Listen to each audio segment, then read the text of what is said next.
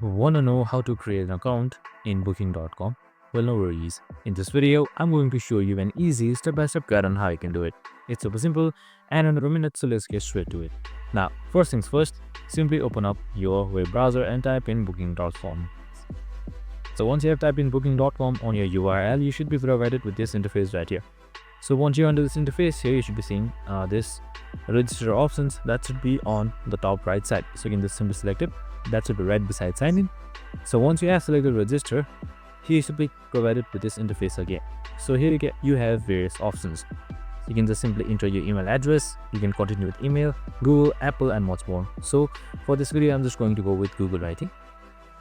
So once that is done, your tab should open up. Any tabs you had open up for signing should open up, and you can just simply choose any account from your Google and then select continue right here.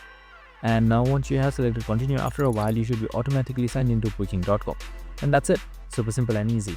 This is how you sign into Booking.com in your laptop. I hope this video helped. If it did, make sure to like, subscribe, and tune in with us for more of these videos. See you in the next one.